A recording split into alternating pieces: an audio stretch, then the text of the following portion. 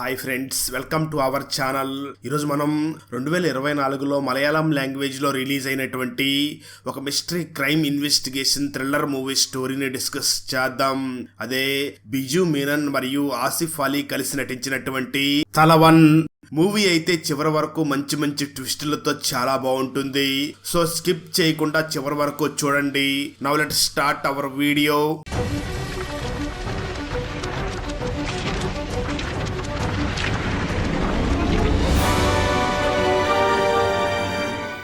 Open చేస్తే ఒక TV channel వాళ్ళు రెగ్యులర్గా రిటైర్డ్ డివైఎస్పీ అయినటువంటి ఉదయ్ భానుని ఇంటర్వ్యూ చేస్తూ ప్రతి ఎపిసోడ్లోనూ ఒక కొత్త క్రైమ్ కేసు గురించి డిస్కస్ చేస్తూ ఉంటారు. అలా ఒకరోజు డివైఎస్పీ ఉదయ్ భాను మేకప్ వేసుకుని ఎపిసోడ్ షూటింగ్ కి రెడీ అవుతూ ఉండగా ప్రోగ్రామ్ డైరెక్టర్ వచ్చి ఉదయ్ భానుని చూసి ప్రోగ్రామ్ టీఆర్పీ తగ్గింది, సో ఈ టైంలో ఏదైనా సెన్సేషనల్ కేసు గురించి చెప్తే బాగుంటుంది, సో చెప్పనం తొట్టా ప్రాంతంలో జరిగిన కేసు గురించి ఎక్స్ప్లెయిన్ చేస్తే టీఆర్పీ పెరగవచ్చు, ఎందుకంటే అది ఆ టైంలో ఒక సెన్సేషనల్ కేస్, పైగా ఆ కేసులో మీరు కూడా ఆరోపణలు ఎదుర్కొన్నారు, సో ఆ కేసు గురించి ఎక్స్ప్లెయిన్ చెయ్యండి అని అంటుంది. ఆ మాటలు విన్న ఉదయ్ మొదట అంత ఆసక్తి చూపనప్పటికీ ఫైనల్ గా డైరెక్టర్ చెప్పిన ఆ కేసు గురించి చెప్పడానికి ఒప్పుకుని ఈ ఎపిసోడ్ ని నేను చెప్పిన రోజు మాత్రమే టెలికాస్ట్ చేయాలి అని ఒక కండిషన్ పెట్టి డైరెక్టర్ అడిగిన ఆ కేసు గురించి చెప్పడం మొదలు పెడతాడు. అప్పుడు మూవీ టైటిల్ పడుతుంది, స్టోరీ గతానికి వెళ్తుంది. ఎస్ఐ కార్తిక్ మరో ప్రాంతం నుంచి ఆ చెప్పనం తొట్ట ప్రాంతానికి ట్రాన్స్ఫర్ అవ్వగా అక్కడ లోకల్ సిఐ అయినటువంటి జయశంకర్ కార్తిక్ ని చూసి డిపార్ట్మెంట్ లో జాయిన్ అయిన 4 ఏళ్లకే ఇన్ని ట్రాన్స్ఫర్లు ఉన్నాయంటే నీ పద్ధతులు మార్చుకోవాలి, నా స్టేషన్ లో నేను చెప్పినట్లుగానే వినాలి అంటూ ఇండైరెక్ట్ గా వార్నింగ్ ఇస్తాడు. అయితే ఏదైనా ముక్కు సూటిగా భయం లేకుండా మాట్లాడే కార్తిక్ జయశంకర్ మాటకి సమాధానం చెప్తూ ఉండడంతో అది చూసిన జయశంకర్ కి మాత్రం మొదటి మీటింగ్ లోనే కార్తిక్ మీద బ్యాడ్ ఒపీనియన్ ఏర్పడుతుంది. స్టోరీ 2 సంవత్సరాల వెనక్కి వెళ్తుంది. జయశంకర్ స్టేషన్ లోనే వర్క్ చేసే కానిస్టేబుల్ రఘు ఒక సీరియల్ నటిని బ్లాక్ మెయిల్ చేస్తూ తనని లైంగికంగా వాడుకుంటూ ఉండడంతో రఘుని రెడ్ హ్యాండెడ్ గా పట్టుకున్న జయశంకర్ రఘుని నిర్దాక్షిణ్యంగా సస్పెండ్ చేస్తాడు. ఆ సస్పెన్షన్ నుంచి తిరిగి డ్యూటీలో జాయిన్ అయిన రఘు అప్పటి నుంచి జయశంకర్ మీద కోపంగా ఉంటాడు. అయితే రఘు తిరిగి డిపార్ట్మెంట్ లో జాయిన్ అయిన కొన్ని రోజుల తర్వాత జయశంకర్ తన వైఫ్ సునీత వర్క్ చేసే స్కూల్ దగ్గర డ్రాప్ చేసి వెళ్ళగా జోషి అనే ఒక వ్యక్తి వచ్చి సునీత మీద కత్తితో అటాక్ చేసి పోలీసులకి దొరికిపోయి నాకు మరో మహిళని చంపమని కాంట్రాక్ట్ వచ్చింది, నేను పొరపాటున సునీత మీద అటాక్ చేశాను అని ఒప్పుకోవడంతో జోషిని జైల్లో వేస్తారు. చాలా కాలం ట్రీట్మెంట్ తర్వాత జయశంకర్ వైఫ్ సునీత నార్మల్ అవుతుంది. స్టోరీ ప్రెజెంట్ కి వస్తుంది. ఒకరోజు స్టేషన్ లోని కానిస్టేబుల్ కార్తిక్ ని చూసి మనుదాస్ అనే ఒక క్రిమినల్ ని అరెస్ట్ చేశాం, అయితే ఆ మనుదాస్ మాత్రం నీ చిన్ననాటి ఫ్రెండ్ అని చెప్తున్నాడు అని అనడంతో అది విన్న కార్తిక్ నా ఫ్రెండ్ మనుదాసా అంటూ సెల్ దగ్గరికి వెళ్లి చూడగా మనుదాస్ కార్తిక్ ని చూసి నేను నీ స్కూల్ ఫ్రెండ్ ని, నన్ను గుర్తుపట్టావా అని అంటాడు. ఆ మాటలు విన్న కార్తిక్ గుర్తుపట్టాను, కేసు ఏమిటి అని అనగా అది విన్న మనుదాస్ నేను లోకల్ గా కేబుల్ టీవీ బిజినెస్ చేస్తాను, అయితే వినాయకన్ కూడా కేబుల్ టీవీ బిజినెస్ చేస్తూ ఉంటాడు, ఈ వినాయకన్ కావాలనే నాకు నష్టం రావాలి అని నా వైర్స్ అన్నిటినీ కట్ చేస్తున్నాడు, అందుకే వినాయకన్ దగ్గరికి వెళ్లి గొడవ పడ్డాను, ఆ గొడవలో వినాయకన్ నన్ను రాయితో కొట్టడానికి నా మీదకు దూకాడు, దాంతో నేను పక్కకు తప్పుకోవడంతో తను వెళ్లి పొదునైన గాజు ముక్క మీద పడి తీవ్రంగా గాయపడి హాస్పిటల్లో అడ్మిట్ అయ్యాడు, దీనిలో నా తప్పేమీ లేదు, అయినా నన్ను అరెస్ట్ చేశారు, 2 రోజుల్లో నాకు పెళ్లి జరగబోతుంది, ఇలా అయితే నా పెళ్లి ఆగిపోతుంది అంటూ ఏడవడంతో కార్తిక్ మనుదాసిని స్టేషన్ నుంచి రిలీజ్ చేసేస్తాడు. అదే టైంలో రమ్య అనే మహిళ తన కూతుర్ని పక్కింట్లో విడిచిపెట్టి మా ఆయన కేసు గురించి మాట్లాడడానికి వెళుతున్నాను, నేను తిరిగి వచ్చే వరకు పాపను చూస్తూ ఉండండి అని చెప్పి స్టేషన్ కి బయలుదేరుతుంది. మరోపక్క స్టేషన్ కి వచ్చిన సిఐ జయశంకర్ కార్తిక్ మనుదాస్ని రిలీజ్ చేశాడు అని తెలుసుకుని అందరి ముందు కార్తిక్ ని చూసి నాకు చెప్పకుండా నువ్వు ఎలా సొంత నిర్ణయం తీసుకుంటావు అని కార్తిక్ ని తిట్టడంతో కార్తిక్ కూడా నీ ఫోన్ కి కాల్ చేస్తే బిజీ అని వచ్చింది, అందుకే నేనే రిలీజ్ చేసేశాను, అయినా మనుదాస్ తప్పు ఏమీ చేయలేదనిపించింది, అందుకే రిలీజ్ చేశాను అంటూ అందరి ముందు జయశంకర్ తో గొడవ పడతాడు. అలా కార్తిక్ మరియు జయశంకర్ల మధ్య గొడవ ఇంకా పెరుగుతుంది. ఆ వెంటనే జయశంకర్ తిరిగి మళ్ళీ మనుదాస్ ని అరెస్ట్ చేయడానికి వెళుతూ ఉండగా సరిగ్గా అదే సమయంలో రమ్య స్టేషన్ దగ్గరికి వచ్చి జయశంకర్ తో మాట్లాడే ప్రయత్నం చేస్తుంది. అయితే జయశంకర్ మాత్రం నీకు ఎన్ని సార్లు చెప్పాలి ఇలా ప్రతిసారి స్టేషన్ కి రావద్దని, నువ్వు ఎంత రిక్వెస్ట్ చేసినా నీ భర్త మీద కేసుని వెనక్కి తీసుకోను అని చెప్పి వెళ్లిపోతాడు. అది మొత్తం చూసిన కానిస్టేబుల్ రఘు నవ్వి, రఘుకి ఆల్రెడీ జయశంకర్ మీద కోపం ఉండడంతో పక్కనే ఉన్న రిటైర్డ్ కానిస్టేబుల్ వర్గీస్ ని చూసి ఈ రమ్య ఎవరో తెలుసా, కొంతకాలం క్రితం జోషి అనే రౌడీ జయశంకర్ వైఫ్ సునీత మీద పొరపాటున అటాక్ చేశాడు కదా, ఆ జోషి భార్యనే ఈ రమ్య. అప్పటి నుంచి తన భర్త మీద పెట్టిన కేసు వెనక్కి తీసుకోమని అప్పుడప్పుడు స్టేషన్ కి వస్తూ ఉంటుంది. కానీ ఇదంతా ఒక డ్రామా. జయశంకర్ కి ఈ రమ్యకి మధ్య ఎఫ్ఐఆర్ నడుస్తుంది. నేను చాలా సార్లు వీళ్ళిద్దరిని బయట చూశాను. భర్త కూడా జైల్లో ఉన్నాడు కాబట్టి సిఐతో ఎంజాయ్ చేస్తుంది. కానీ అందరినీ మోసం చేయడానికి, వారి ఎఫ్ఐఆర్ గురించి బయటపడకుండా ఉండడానికి ఇలా అందరి ముందు వారి మధ్య ఏమీ లేనట్లు నటిస్తూ ఉంటారు అని చెప్తాడు కానిస్టేబుల్ రఘు. ఆ వెంటనే జయశంకర్ వెళ్లి మనుదాస్ ని 2 రోజుల్లో పెళ్లి జరగబోతుంది అని చెప్తున్నా వినకుండా మనుదాస్ ని అరెస్ట్ చేయడంతో మనుదాస్ ప్రేమించిన అమ్మాయితో పెళ్లి ఆగిపోతుంది. 4 నెలల తర్వాత ఊరిలో తిరునాళ్లు జరుగుతూ ఉండగా జయశంకర్ కి ఒక ఫోన్ కాల్ వస్తుంది. ఆ ఫోన్ కాల్లో మాట్లాడుతున్న జయశంకర్, నా బావమరిది కూడా ఇంటికి వచ్చాడు. కాసేపట్లో నా వైఫ్ తో సహా అందరూ నా బావమరిది ఇంటికి వెళ్లిపోతారు. నేను ఒక్కడే ఇంట్లో ఉంటాను. నైట్ కి నువ్వు నా ఇంటికి వచ్చేయి అని చెప్తాడు జయశంకర్. అదే రోజు జైల్లో ఉన్న మనుదాస్ కూడా రిలీజ్ అయ్యి తన పెళ్లి ఆగిపోయినందుకు చాలా కోపంగా ఉంటాడు. మరోపక్క కానిస్టేబుల్ రఘు కార్తిక్ ని చూసి, నాకు మణిమల ప్రాంతంలో కొంచెం ల్యాండ్ ఉంది, ఆ పని మీద 3 రోజులు లీవ్ తీసుకుని వెళ్తున్నాను. బాగా నైట్ డ్యూటీ ఎంజాయ్ చేసుకోండి. ఆ జయశంకర్ కావాలనే మీకు ఓవర్ డ్యూటీ వేసి ఇబ్బంది పెడుతున్నాడు అని చెప్పి వెళ్లిపోతాడు. కార్తిక్ వెంటనే వెళ్లి తిరునాళ్ల జరుగుతున్న గుడి దగ్గర నైట్ డ్యూటీ చేస్తూ ఉంటాడు.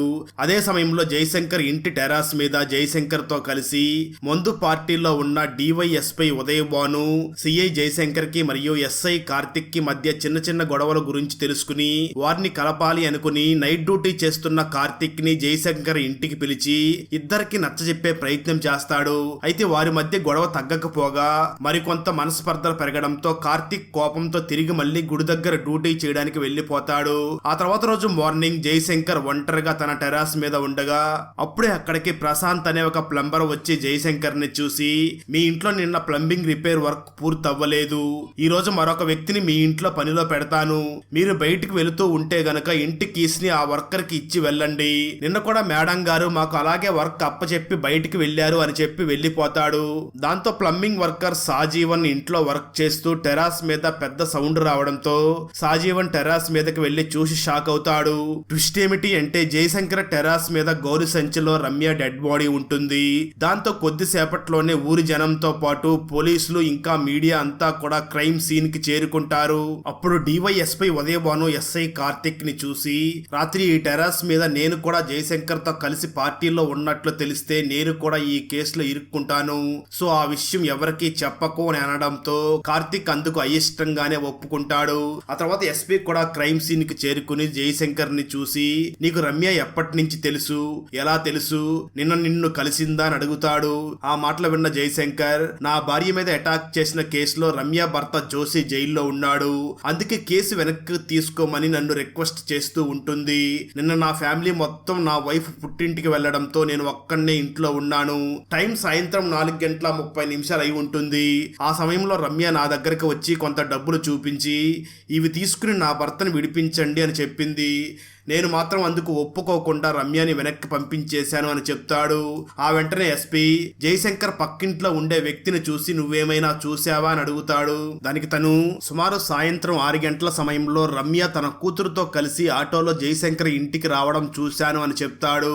ఆ మాటలు విన్న జయశంకర్ మాత్రం, రమ్యతో పాటు ఇంకెవరో రాలేదు, అలాగే టైం కూడా 6 గంటలు కాదు, 4:30 మాత్రమే అయి ఉంటుంది అని అంటాడు. దాంతో పోలీస్ ఇన్వెస్టిగేషన్ మొదలు పెడతారు. ఆ ఏరియాలో ఎటువంటి సీసీ కెమెరాలు లేకపోవడంతో ఇన్వెస్టిగేషన్ కష్టం అవుతుంది. రమ్య హత్య జరిగినప్పటి నుంచి రమ్య కూతురు కూడా కనిపించకుండా మిస్ అయి ఉండడంతో మీడియా మొత్తం ఈ కేసుని బ్రేకింగ్ న్యూస్ గా చెప్తూ ఉంటారు. జయశంకర్ అరెస్ట్ అవ్వడంతో కానిస్టేబుల్ రఘు హ్యాపీగా ఫీల్ అవుతూ ఉంటాడు. కోర్టు జయశంకర్ కి 14 రోజుల రిమాండ్ ని విధించడంతో జయశంకర్ ని జైలుకి తరలిస్తారు. అదే సమయంలో ఎస్ఐ కార్తిక్ తన మావయ్య ఇంటికి వెళ్ళగా నిజానికి కార్తిక్ మావయ్య రూలింగ్ గవర్నమెంట్ లో మినిస్టర్ గా ఉంటాడు. దాంతో కార్తిక్ మావయ్య కార్తిక్ ని చూసి త్వరలో ఎలక్షన్స్ వస్తున్నాయి, ఈ టైంలో ఈ కేసు వచ్చి నెత్తి మీద పడింది, ఇప్పుడు కిల్లర్ ని త్వరగా పట్టుకోకపోతే మా గవర్నమెంట్ లా అండ్ ఆర్డర్ లో ఫెయిల్ అయిందని విమర్శలు వస్తాయి. అందుకే నేను ఆల్రెడీ డిపార్ట్మెంట్ తో మాట్లాడి సిఐ జయశంకర్ కేసుని నీకే హ్యాండ్ ఓవర్ చెయ్యాలనుకుంటున్నాను, త్వరగా కేసు ఇన్వెస్టిగేషన్ చెయ్యి అని అంటాడు. ఆ మాటలు విన్న కార్తిక్ మాత్రం నేను కేవలం ఎస్ఐని, జయశంకర్ ఒక సిఐ, సో సిఐ మీద విచారణ అంటే సిఐ కంటే పెద్ద ర్యాంక్ లో ఉన్న డివైఎస్పై విచారించాలి అని అనగా కార్తిక్ మావయ్య మాత్రం ఇవన్నీ నాకు తెలియదు, నువ్వే త్వరగా కేసుని క్లోజ్ చెయ్యి అని అంటాడు. దాంతో కార్తిక్ స్టేషన్ కి వెళ్ళగా డివైఎస్పై ఉదయ్ భాను కార్తిక్ ని చూసి నీ పొలిటికల్ ఇన్ఫ్లుయెన్స్ ని వాడి కేసుని లాక్కున్నావు కదా, ఏం చేయబోతున్నావు, నీకు జయశంకర్ కి ఉన్న చిన్న చిన్న గొడవల వల్ల జయశంకర్ ని ఇరికించి పగ తీర్చుకోవాలనుకుంటున్నావా అని అంటాడు. ఆ వెంటనే కార్తిక్ వెళ్లి చనిపోయిన రమ్య పక్కింట్లో ఉండే మహిళని కలిసి రమ్యకి పోలీస్ డిపార్ట్మెంట్ లో జయశంకర్ తో కాకుండా ఇంకా ఎవరితో అయినా పరిచయం ఉందా అని అంటాడు. ఆ మహిళ వెంటనే కార్తిక్ ని చూసి మరో పోలీస్ అధికారి మరియు ఆ అధికారి భార్య కూడా రమ్యతో మాట్లాడుతూ ఉండేవారు, కానీ వారిని నేను డైరెక్ట్ గా చూడలేదు అని చెప్తుంది. మరో పక్క జయశంకర్ వల్ల జైల్లోకి వచ్చిన క్రిమినల్స్ అందరూ కలిసి జైల్లో ఉన్న జయశంకర్ మీద అటాక్ చేయడంతో జయశంకర్ వాళ్ళందరినీ కొడుతూ ఉంటాడు. అదే టైంలో చనిపోయిన రమ్య భర్త అయినటువంటి జోషి జయశంకర్ ని గాజు ముక్కతో పొడిచి నా భార్యని ఎందుకు చంపావు అని అంటాడు. దాంతో పోలీసులు వెంటనే జయశంకర్ ని హాస్పిటల్లో అడ్మిట్ చేయగా అప్పుడు కార్తిక్ జైలుకి వచ్చి జయశంకర్ ని పొడిచిన ఆ జోషితో మాట్లాడుతూ మాటల మధ్యలో నీ వైఫ్ ని జయశంకరే చంపాడు అని ఎందుకు బలంగా అనుకుంటున్నావు అని అంటాడు. ఆ మాటలు విన్న జోషి ఆ రోజు జరిగింది చెప్పడం మొదలు పెడతాడు. తన కూతురుతో పాటు ఆటో ఎక్కిన రమ్య జైల్లోని ఫోన్ కి కాల్ చేసి జోషితో మాట్లాడుతూ నేను ఆల్రెడీ ఈ రోజు జయశంకర్ సార్ ఇంటికి వెళ్లి కలిశాను, కానీ ఆయన నన్ను తిట్టి పంపించేశాడు, కానీ ఇప్పుడు ఆయన మనసు మారినట్లు ఉంది, అందుకే ఆయనే స్వయంగా ఆటోని పంపించి నన్ను ఇంటికి రమ్మన్నాడు. సింటూ అనే ఒక ఆటో డ్రైవర్ వచ్చాడు, నేను ఆటోలో ఆయన ఇంటికే వెళుతున్నాను అని చెప్పింది అని జోషి ఆ రోజు జరిగింది మొత్తం చెప్పి జయశంకరే నా వైఫ్ ని ఇంటికి పిలిచి చంపేశాడు, ఇదంతా నేను ఆల్రెడీ డివైఎస్పై ఉదయ్ భాను సార్కి చెప్పాను అని అంటాడు జోషి. ఆ మాటలు విన్న కార్తిక్ ఉదయ్ భాను సార్ నాకు ఇచ్చిన కేసు ఫైల్లో రమ్య ఆటోలో జయశంకర్ సార్ ఇంటికి వచ్చినట్లు రాసి ఉంది, కానీ ఆటో డ్రైవర్ పేరు సింటో అని రాసి లేదు, ఆ పేరు ఎందుకు మిస్ అయ్యి ఉంటుంది అనుకుని వెంటనే జోషిని చూసి నువ్వు జయశంకర్ సార్ వైఫ్ మీద అటాక్ చేసి ఆ కేసులో జైల్లో ఉన్నావు కదా, అసలు సునీత మేడం మీద అటాక్ చేయమని చెప్పింది ఎవరో అని అంటాడు. జోషి తడబడుతూ నేను ఆల్రెడీ చెప్పాను కదా, నేను వెళ్ళింది సునీతని చంపడానికి కాదు అని అంటాడు. ఆ మాటలు విన్న కార్తిక్ కి మాత్రం జోషి సునీతనే చంపడానికి వెళ్ళాడు, కానీ అటాక్ ఫెయిల్ అయ్యి దొరికిపోయిన తర్వాత సునీత మీద పొరపాటున అటాక్ చేశాను అని అబద్ధం చెప్తున్నాడు అని అర్థం చేసుకుంటాడు కార్తిక్. అదే సమయంలో జయశంకర్ కి రెస్ట్ అవసరం అని భావించిన జడ్జి జయశంకర్ కి 18 రోజులు బెయిల్ ఇవ్వడానికి ఒప్పుకుంటారు. అలా బెయిల్ మీద రిలీజ్ అయిన జయశంకర్ తన కేసుని తానే స్వయంగా ఎంక్వైరీ చేసుకోవాలి అని ఫిక్స్ అయ్యి కార్తిక్ మరియు తన టీం కి తెలియకుండా విచారణ జరుపుతూ ఉంటాడు. అదే టైంలో చంద్రనాథ్ అనే ఒక వ్యక్తి జయశంకర్ ఇంట్లోకి గోడ దూకి వెళ్లడం చూసిన లోకల్ ప్రజలు చంద్రనాథ్ ని పోలీసులకి అప్పజెప్పగా దాంతో చంద్రనాథ్ కార్తిక్ ని చూసి నేను ఒక స్టోరీ రైటర్ ని, అందుకే జయశంకర్ కేసు మీద స్టోరీ రాయడం కోసమే నేనే ఓన్ గా ఇన్వెస్టిగేషన్ చేస్తున్నాను, నా ఇన్వెస్టిగేషన్ ప్రకారం జయశంకర్ వైఫ్ సునీతనే రమ్యని చంపేసి ఉంటుంది, ఎందుకంటే రమ్యకి జయశంకర్ కి మధ్య ఎఫ్ఐఆర్ ఉండి ఉంటుంది, అది తెలుసుకున్న సునీత రమ్యని ఇంటికి పిలిచి చంపేసి ఉంటుంది అని చెప్తాడు. మరోపక్క కిల్లర్ రాత్రి సమయంలో జయశంకర్ ఇంటికి వెళ్లి జయశంకర్ బైక్ కి నిప్పు అంటించి వెళ్లిపోతాడు. కార్తిక్ సంఘటనా స్థలానికి చేరుకుని అక్కడ పరిశీలించగా కిల్లర్ అక్కడ ఒక వెడ్డింగ్ వెడ్డింగ్ కార్డ్ ని పెట్టి వెళ్లిపోవడంతో పోలీసులు వెంటనే మనుదాస్ పెళ్లి ఆగిపోయిందనే కోపంతో ఇదంతా చేస్తున్నాడు అనుకుని వెంటనే మనుదాస్ ని అరెస్ట్ చేసి కొడుతూ ఉండడంతో కార్తిక్ వెళ్లి మనుదాస్ కిల్లర్ అయితే తాను దొరికిపోయేలాగా వెడ్డింగ్ కార్డ్ ని క్లూ లాగా పెట్టి వెళతాడా అని చెప్పి మనుదాస్ ని కొట్టకుండా ఆపి నిన్ను ఎవరో ఇరికించాలనుకుంటున్నారు, నీకు ఎవరి మీద డౌట్ గా ఉంది అని అంటాడు. ఆ మాటలు విన్న మనుదాస్ నాకు పోటీగా కేబుల్ టీవీ బిజినెస్ చేసే వినాయకన్ మీదే నాకు అనుమానంగా ఉంది అని అంటాడు. దాంతో వినాయకన్ గురించి ఎంక్వైరీ చేస్తూ వినాయకన్ పట్టాడి ప్రాంతంలో ఉన్నాడనే అనుమానంతో అక్కడ పోలీసులకి ఫోన్ చేసి వినాయకన్ గురించి ఎంక్వైరీ చేయమంటారు. దాంతో పట్టాడి ప్రాంతం నుంచి బెన్నీ అనే ఒక పోలీస్ ఆఫీసర్ కాల్ చేసి వినాయకన్ కి చిన్న యాక్సిడెంట్ అయ్యి హాస్పిటల్లో అడ్మిట్ అయ్యి ఉన్నాడు అని చెప్పడంతో కార్తిక్ టీం వెళ్లి వినాయకన్ ని కలుస్తారు. వినాయకన్ పరిస్థితిని చూసిన కార్తిక్ వినాయకన్ కి గోడ దూకి బైక్ తగలబెట్టే అంత పరిస్థితి లేదు అని అర్థం చేసుకుని తిరిగి మళ్ళీ మనుదాస్ కి కాల్ చేయగా మనుదాస్ ఊరి నుంచి పారిపోయినట్లుగా తెలుస్తుంది. హాయ్ ఫ్రెండ్స్, ఇప్పుడు చెప్పండి మీకు ఎవరి మీద డౌట్ ఉంది, కిల్లర్ ఎవరు అనుకుంటున్నారో కామెంట్ చెయ్యండి.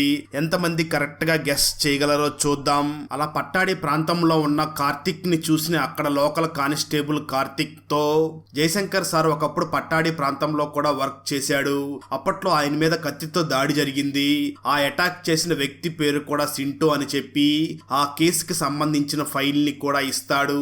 సింటో పేరు వినగానే కార్తిక్ కి జోషి చెప్పిన దాని ప్రకారం రమ్యని ఆటోలో ఎక్కించుకుని వచ్చిన ఆటో డ్రైవర్ పేరు కూడా సింటోనే కదా అని గుర్తు చేసుకుంటాడు.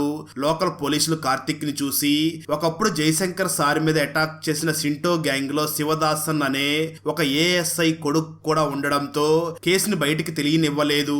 శివదాసన్ ఇల్లు దగ్గరలోనే ఉంటుంది, మీరు శివదాసన్ ని కలిసి మాట్లాడితే ఈ కేసు గురించి పూర్తిగా తెలుస్తుంది అని చెప్తాడు. దాంతో కార్తిక్ అండ్ టీం శివదాస్ దగ్గరికి వెళ్లి ఒకప్పుడు జయశంకర్ సార్ మీద అటాక్ జరిగింది కదా, ఆ గ్యాంగ్ లో నీ కొడుకు కూడా ఉన్నాడు, ఆ కేసు గురించి చెప్పండి అని అడుగుతాడు. శివదాస్ కార్తిక్ ని చూసి అప్పట్లో నా కొడుకు అరుణ్ తన ఏజ్ కంటే పెద్దవారైనటువంటి సింటో గ్యాంగ్ తో ఫ్రెండ్షిప్ చేసేవాడు. ఒకరోజు ఆ గ్యాంగ్ మొత్తం ఫారెస్ట్ ఏరియాకి ట్రిప్ కి వెళ్లారు. ఆ గ్యాంగ్ లో ఒకే ఒక్క అమ్మాయి కూడా ట్రిప్ కి వెళ్ళింది. అటుగా రౌండ్స్ కి వెళ్లిన మా కానిస్టేబుల్ ఒకడు ఆ గ్యాంగ్ ని చూసి గ్యాంగ్ మొత్తానికి ఒకే అమ్మాయి ఎలా సరిపోతుంది అంటూ తప్పుగా మాట్లాడడంతో ఆ గ్యాంగ్ కి కోపం వచ్చింది. దాంతో ఆ గ్యాంగ్ మొత్తం కలిసి కానిస్టేబుల్ ని కట్టేసి కొట్టడం మొదలు పెట్టారు. అదే టైంకి జయశంకర్ సార్ తన టీమ్ తో ఆ ఏరియాకి వెళ్లి కానిస్టేబుల్ ని కొట్టడం చూసి ఆ గ్యాంగ్ ని కొట్టడం మొదలు పెట్టాడు. అప్పుడే ఆ గ్యాంగ్ లోని సింటో జయశంకర్ మీదకి కత్తితో అటాక్ చేశాడు. అతి కష్టం మీద ఆ గ్యాంగ్ మొత్తాన్ని పట్టుకున్న జయశంకర్ సార్ స్టేషన్ కి తీసుకుని వచ్చి ఒక పోలీస్ నే కొడతారా అని కేసు ఫైల్ చేయబోయాడు. నేనే సార్ ని రిక్వెస్ట్ చేసి నా కొడుకు కెరీర్ పాడవుతుంది అని రిక్వెస్ట్ చేసి కేసు ఫైల్ అవ్వకుండా చేసి వాడిని విదేశాలకి పంపించి చదివించాను. ఇప్పుడు అక్కడే సెటిల్ అయ్యాడు. సింటో మాత్రం ఇక్కడే స్థిరపడ్డాడు. కానీ నేను సింటోని చూసి కూడా చాలా కాలం అయ్యింది అంటాడు శివదాస్. దాంతో కార్తీక్ సింటో కనిపిస్తే కాల్ చేయమని చెప్పి అక్కడి నుంచి వెళ్లిపోతారు. మరోపక్క జయశంకర్ బాగా ఆలోచించి అసలు రమ్య డెడ్ బాడీ ఇంట్లోకి ఎలా వచ్చింది, ఆ టైంలో ప్లంబింగ్ వర్క్ జరుగుతూ ఉంది కాబట్టి ఇంటి కీస్ కూడా సాజీవన్ దగ్గర ఇచ్చాను అని గుర్తు చేసుకుంటాడు. వెంటనే సాజీవన్ దగ్గరికి వెళ్ళగా సాజీవన్ జయశంకర్ ని చూసి పారిపోతాడు. మరోపక్క రైటర్ చంద్రనాథ్ వచ్చి కార్తిక్ ని కలిసి నేను ఈ కేసుని ఛేదించాను, నీకు ముందు నుంచి జయశంకర్ అంటే పడద కాబట్టి నువ్వే రమ్యాని చంపి జయశంకర్ ఇంటి మీద పెట్టి ఉంటావని అనడంతో కార్తిక్ కోపం వచ్చి చంద్రనాథ్ ని సెల్లో వేస్తాడు. అదే టైంలో కార్తిక్ కి తన టీం కాల్ చేసి చనిపోయిన రమ్య ఇంటికి దగ్గరలోనే ఒక సీసీటీవీ కెమెరా ఉంది, దానిలో రమ్య చనిపోయే ముందు ఎక్కిన ఆటో నెంబర్ కనిపించింది, రిజిస్ట్రేషన్ నెంబర్ ని బట్టి ఆటో డ్రైవర్ అడ్రస్ కనుక్కున్నాం అనడంతో కార్తిక్ అండ్ టీం వెంటనే ఆ అడ్రస్ కి వెళ్తారు. ట్విస్ట్ ఏమిటి అంటే ఆ అడ్రస్ లో జయశంకర్ మీద కోపంగా ఉండే కానిస్టేబుల్ రఘు ఉంటాడు. అక్కడే ఆటోతో పాటు రక్తం మరకలు ఉన్న కత్తి కూడా ఉంటుంది. రఘు మాత్రం ఇది మా అన్నయ్య ఆటో, ఎప్పటి నుంచో ఇక్కడే పడి ఉంది, ఆ రక్తం మేకపోత రక్తం అని అంటాడు. కార్తిక్ మాత్రం రఘు మాటలు వినకుండానే రఘుని కస్టడీలోకి తీసుకుంటాడు. అయితే ఆ రోజు రాత్రి ఒక వ్యక్తి చనిపోయిన రమ్య కూతుర్ని ఆటోలో తీసుకుని వెళ్లి రమ్య ఇంటి దగ్గర వదిలిపెట్టి వెళ్లిపోతాడు. దాంతో కార్తిక్ వెళ్లి రమ్య కూతురుతో మాట్లాడే ప్రయత్నం చేస్తాడు, కానీ చిన్న పాప ఏడుస్తూనే ఉండడంతో ఎటువంటి ఇన్ఫర్మేషన్ తెలియదు. సరిగ్గా అదే సమయంలో ఆఫీసర్ బెన్నీ ఫోన్ చేసి సింటో ఒక అడ్రస్ లో జేసీపీ డ్రైవర్ గా వర్క్ వర్క్ చేస్తున్నాడు అని తెలిసింది అని చెప్పి ఆ అడ్రస్ ని చెప్తాడు. దాంతో కార్తిక్ అండ్ టీం వెళ్లి బెన్నీ చెప్పిన ఆ ప్లేస్ లో ఎంక్వైరీ చెయ్యగా అక్కడ ముసలి వ్యక్తి సింటో ఇక్కడే ఉంటున్నాడు. ఒక చిన్న పాపని కూడా ఒక రూమ్ లో లాక్ చేసి ఉంచాడు. నిన్న రాత్రి ఆ పాపని తీసుకుని వెళ్లి ఎక్కడో వదిలేసి వచ్చాడు. ఈ రోజు మరో వ్యక్తి ఎవరో వచ్చి సింటోని తీసుకుని వెళ్లే ప్రయత్నం చేశాడు, కానీ సింటో ఆ వ్యక్తిని కొట్టి పారిపోయాడు అని చెప్తాడు. దాంతో కార్తిక్ వెంటనే జయశంకర్ ఫోటోని ఆ ముసలి వ్యక్తికి చూపించగా అవును, ఈ వ్యక్తే సింటో కోసం వచ్చాడు, కానీ సింటో ఆ వ్యక్తి తల మీద కొట్టి తప్పించుకున్నాడు అని చెప్తాడు. మరో పక్క జయశంకర్ వెళ్లి ఆ ఫ్లంబర్ సాజీవన్ ని పట్టుకుని నన్ను చూసి ఎందుకు పారిపోతున్నావు అని అడుగుతాడు. సాజీవన్ మాత్రం నేను ఏ తప్పు చెయ్యలేదు, మీరు నన్ను అనుమానించి కేసులో ఇరికిస్తారేమో అనే భయంతో పారిపోతున్నాను అని చెప్తాడు.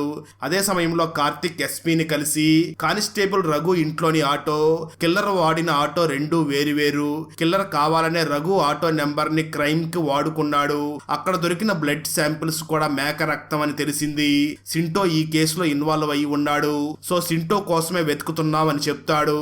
సరిగ్గా అదే సమయంలో ఒక గుర్తు తెలియని వ్యక్తి జయశంకర్ కి కాల్ చేసి ఆఫీసర్ కార్తిక్ నీ మీద పగ తీర్చుకోవడానికి సింటోని పట్టుకుని తన ఇంట్లో బంధించి నీకు వ్యతిరేకంగా సాక్ష్యం చెప్పమని సింటోని కొడుతున్నాడు, సింటో రేపు కోర్టులో నిన్ను ఇరికించబోతున్నాడు అని చెప్తాడు. అదే టైంలో కిల్లర్ ఒక ఆటోని కార్తిక్ ఇంటి ఆవరణలో పెట్టి వెళ్లిపోగా కార్తిక్ ఆ ఆటోలోని బాక్స్ లోకి చూసి షాక్ అవుతాడు. ట్విస్ట్ ఏమిటి అంటే ఆ బాక్స్ లో సింటో డెడ్ బాడీ ఉంటుంది. అదే టైంలో జయశంకర్ కార్తిక్ ఇంటి దగ్గరికి చేరుకుంటాడు. గుర్తు తెలియని వ్యక్తి డివైఎస్పీ ఉదయ్ భానుకి కాల్ చేసి డెడ్ బాడీ గురించి చెప్పడంతో వెంటనే కార్తిక్ ఇంటి దగ్గరికి బయలుదేరతాడు. మరో పక్క కార్తిక్ ఇంట్లో ఉన్న జయశంకర్ కార్తిక్ ని చూసి కిల్లర్ మనల్ని ఈ కేసులో ఇరికించడానికి ఇలా చేస్తున్నాడు, మనం ఇక్కడి నుంచి వెళ్లిపోవాలి అని వెంటనే అక్కడి నుంచి దూరంగా వెళ్లిపోతారు. అదే టైంలో కార్తిక్ తన ఫోన్ చెక్ చేసుకోగా దానిలో ఆఫీసర్ బెన్నీ నుంచి ఒక వాయిస్ మెసేజ్ వచ్చి ఉంటుంది. ఆ మెసేజ్ లో సార్, నాకు జయశంకర్ సార్ కేసులో ఒక మంచి క్లూ దొరికింది, ఇప్పుడు ఒక లొకేషన్ కి వెళ్తున్నాను, మీకు కాల్ కనెక్ట్ అవ్వడం లేదు, ఈ మెసేజ్ ని విన్న తర్వాత నాకు కాల్ చెయ్యండి అని ఉంటుంది. దాంతో కార్తిక్ వెంటనే బెన్నీ నెంబర్ కి కాల్ చేయగా ఫోన్ స్విచ్ ఆఫ్ అని వస్తూ ఉంటుంది. వెంటనే ఆఫీసర్ బెన్నీ ఇంటికి వెళ్ళగా బెన్నీ ఇంట్లోని వారు బెన్నీ ఇంకా ఇంటికి రాలేదు, ఫోన్ కూడా కనెక్ట్ అవ్వడం లేదు, మాతో దగ్గరలోని పాస్పోర్ట్ ఆఫీస్ కి వెళ్లి వస్తాను అని చెప్పి వెళ్ళాడు అని అనడంతో కార్తిక్ బెన్నీ ఇంట్లోని వారి కారుని తీసుకుని వెంటనే దగ్గరలోని పాస్పోర్ట్ ఆఫీస్ దగ్గరికి వెళ్లి ఆఫీసర్ బెన్నీ ఇక్కడికి వచ్చాడా అని అడుగుతాడు. దాంతో అక్కడ ఉన్నవారు బెన్నీ సార్ ఇక్కడికి వచ్చి ఒక 6 పేర్లు చెప్పి వారి పాస్పోర్ట్ డీటెయిల్స్ గురించి అడిగారు, కానీ ఆ 6లో కేవలం 2 మాత్రమే పాస్పోర్ట్స్ ఉన్నట్లు తెలిసింది, వాళ్ళు అరుణ్ మరియు సింటో, ఈ 2 మాత్రమే పాస్పోర్ట్స్ ఉన్నాయి అని చెప్తారు. అదే సమయంలో మరొక ఆఫీసర్ జయశంకర్ కి కాల్ చేసి మీరు చెప్పినట్లుగానే officer Benny phone switch off అవ్వడానికి ముందు ఆయన తిరిగిన టవర్ లొకేషన్ డీటెయిల్స్ ని పంపించాను, ఒకసారి చెక్ చేసుకోండి సార్ అని అంటాడు. దాంతో కార్తిక్ మరియు జయశంకర్ లో బెన్నీని వెతుక్కుంటూ ఆ ఏరియాకి వెళ్ళగా అక్కడ ఆ పాస్పోర్ట్ ఆఫీస్ లో తీసుకున్న లిస్ట్ లో ఉన్న అరుణ్ ఇల్లు ఉంటుంది. అదే ఇంతకు ముందు తన కొడుకు అరుణ్ కోసం అని జయశంకర్ ని రిక్వెస్ట్ చేసి కేసు రిజిస్టర్ అవ్వకుండా తన కొడుకుని విదేశాల్లోకి పంపించాడు కదా, ఆ శివదాస్ ఇల్లే ఉంటుంది. అక్కడ చాలా మంది గుమికూడ ఉండడంతో అక్కడ వారిని చూసిన కార్తిక్ బెన్నీ ఫోటోని చూపించి ఇతను నిన్న ఇక్కడికి వచ్చాడా అని అనగా అక్కడ ఉన్న ఒక వ్యక్తి అవును, ఇతను నిన్న ఇక్కడికి వచ్చి అరుణ్ గురించి అడిగాడు, కానీ అప్పుడే మాకు ఐర్లాండ్ లో ఉంటున్న అరుణ్ చనిపోయాడు అని తెలిసింది, దాంతో ఈ వ్యక్తి కూడా వెనక్కి తిరిగి వెళ్లిపోయాడు అని చెప్తాడు. అదే టైంలో కార్తిక్ ఇంటి దగ్గర సింటో డెడ్ బాడీ దొరకడంతో పోలీసులు కార్తిక్ మరియు జయశంకర్ కోసం గాలిస్తూ ఉంటారు. దాంతో కార్తిక్ మరియు జయశంకర్ లో సీక్రెట్ గా తలదాచుకుని ఉండగా మరొక కానిస్టేబుల్ కార్తిక్ కాల్ చేసి ఒక ట్విస్ట్ రివీల్ చేస్తాడు. ఐర్లాండ్ లో చనిపోయాడు అని చెప్తున్న అరుణ్ అసలు ఐర్లాండ్ కే వెళ్ళలేదు, అరుణ్ పాస్పోర్ట్ డీటెయిల్స్ ప్రకారం అరుణ్ దేశం దాటి ఎక్కడికి వెళ్ళలేదు అని అంటాడు. ఆ మాటలు విన్న కార్తిక్ మరియు జయశంకర్ లో రిటైర్డ్ అయిన పోలీస్ కానిస్టేబుల్ శివదాస్ దగ్గరికి వెళ్లి పోలీస్ స్టైల్లో ఎంక్వైరీ చేయగా శివదాస్ ఒక ట్విస్ట్ రివీల్ చేస్తాడు. స్టోరీ గతానికి వెళ్తుంది. Jayashankar Shinto Arun and gang ని అరెస్ట్ చేసి వాళ్ళని స్టేషన్ కి తీసుకుని వచ్చి పోలీస్ అధికారిని కొట్టినందుకు కేసు ఫైల్ చేయబోతూ ఉండగా శివదాస్ తన కొడుకుని బాగా కొట్టి కేసు రిజిస్టర్ అవ్వకుండా ఆపుతాడు. అయితే తాను ప్రేమిస్తున్న అమ్మాయి ముందే తనని కొట్టారు అనే బాధతో అరుణ్ ఆత్మహత్య చేసుకోవడంతో శివదాస్ తన కొడుకు బాడీని ఇంట్లోనే పాతిపెట్టి అందరికీ అరుణ్ విదేశాలకు వెళ్లిపోయాడు అనే అబద్ధం చెప్పి నమ్మిస్తాడు. 3 ఏళ్ల తర్వాత శివదాస్ జోషికి డబ్బులిచ్చి జయశంకర్ వైఫ్ ని చంపేయమని చెప్తాడు. అయితే జోషి దొరికిపోయి నేను పొరపాటున జయశంకర్ వైఫ్ మీద అటాక్ చేశాను అనే అబద్ధం చెప్తాడు. అయితే జోషి తన వైఫ్ రమ్యకి మాత్రం నిజం చెప్పేయడంతో నిజం బయటికి వచ్చేస్తుందేమో అనే టెన్షన్ లో ఉంటాడు శివదాసన్. అదే టైంలో కానిస్టేబుల్ రఘు ఒకరోజు ఒక రిటైర్డ్ కానిస్టేబుల్ ని చూసి జయశంకర్ కి జోషి వైఫ్ రమ్యకి మధ్య ఎఫ్ఐఆర్ ఉంది అని అబద్ధం చెప్పడంతో ఆ రిటైర్డ్ కానిస్టేబుల్ ద్వారా ఆ వార్త శివదాస్ కి తెలుస్తుంది. దాంతో రమ్య మరియు జయశంకర్ లో ఎఫ్ఐఆర్ లో ఉంటే రమ్య ద్వారా జయశంకర్ కి నిజం తెలిసిపోతుందేమో అనే భయంతో సింటోని ఒక ఆటో డ్రైవర్ లాగా రమ్య దగ్గరికి పంపి జయశంకర్ రమ్మంటున్నాడు అనే అబద్ధం చెప్పడంతో రమ్య ఆ ఆటో ఎక్కుతుంది. అదే టైంలో జయశంకర్ నైట్ పార్టీకి మందు బాటిల్స్ కొనడం కోసం బయటికి వెళ్ళగా ఆటో డ్రైవర్ సింటో రమ్యని ఊరికే ఫార్మాలిటీకి జయశంకర్ ఇంటి దగ్గరికి తీసుకుని వెళ్లి జయశంకర్ సార్ ఇక్కడ ఉన్నట్లు లేరు, ఆయన ఎక్కడ ఉంటాడో నాకు బాగా తెలుసు అని రమ్యని శివదాస్ ఇంటి దగ్గరికి తీసుకుని వెళ్తాడు. దాంతో శివదాస్ రమ్యని చంపించి ఒక క్రేన్ సహాయంతో రాత్రికి రాత్రి ఆ డెడ్ బాడీని జయశంకర్ ఇంటి టెరాస్ మీద పెట్టించి రమ్య కూతుర్ని సింటో దగ్గర దాయమని చెప్తాడు. అయితే సింటో మాత్రం కొన్ని రోజులు చూసి రమ్య కూతురు బాగా ఏడుస్తుంది అని తనని తీసుకుని వెళ్లి తన ఇంటి దగ్గరే వదిలిపెట్టేస్తాడు. ఆ తర్వాత వెంటనే శివదాస్ ని కలిసి నీకు మర్డర్ లో హెల్ప్ చేసినందుకు నాకు ఇంకా ఎక్కువ డబ్బులు కావాలి అంటూ బ్లాక్ మెయిల్ చేయడంతో సింటోను కూడా చంపి సింటో డెడ్ బాడీని కార్తిక్ ఇంటి ఆవరణంలో పెడతాడు. అలా జరిగింది చెప్పి కార్తిక్ మరియు జయశంకర్ ని కూడా చంపడానికి ట్రై చేయగా వాళ్ళిద్దరూ అతి కష్టం మీద శివదాస్ ని అరెస్ట్ చేసి అక్కడే బందీగా ఉన్న ఆఫీసర్ బెన్నీని కూడా విడిపిస్తారు. అలా రిటైర్డ్ డివైఎస్పై ఉదయ్ భాను ఆ కేసు గురించి టీవీ ఛానల్లో ఎక్స్ప్లెయిన్ చేస్తాడు. అయితే సరిగ్గా ఈ ఎపిసోడ్ టెలికాస్ట్ అయిన రోజే డివైఎస్పై ఉదయ్ భాను తన ఇంట్లో శవమై కనిపిస్తాడు. ఉదయ్ భానుని ఎవరు చంపారు, ఎందుకు చంపారు తెలియాలంటే పార్ట్ 2 చూడాల్సిందే. ఆ మూవీ రిలీజ్ అవ్వగానే దాన్ని కూడా ఎక్స్ప్లెయిన్ చేసి ఆ వీడియో లింక్ ని ఈ వీడియో డిస్క్రిప్షన్ లో మరియు కామెంట్స్ లో ఇస్తాను, చూసేయండి. అలాగే ఆల్రెడీ మన ఛానల్లో ఉన్న ఇలాంటి బెస్ట్ ఇన్వెస్టిగేషన్ థ్రిల్లర్ మూవీస్ అన్నిటినీ కూడా ఒక ప్లేలిస్ట్ గా చేసి ఆ లింక్ ని ఈ వీడియో డిస్క్రిప్షన్ లో మరియు కామెంట్స్ లో ఇచ్చాను. ఆ లింక్ లో ఉన్న మూవీస్ అన్ని కూడా మంచి మంచి ట్విస్టులతో నెక్స్ట్ లెవెల్లో ఉంటాయి. సో చూసి ఎంజాయ్ చెయ్యండి. Thanks for watching. జై హింద్.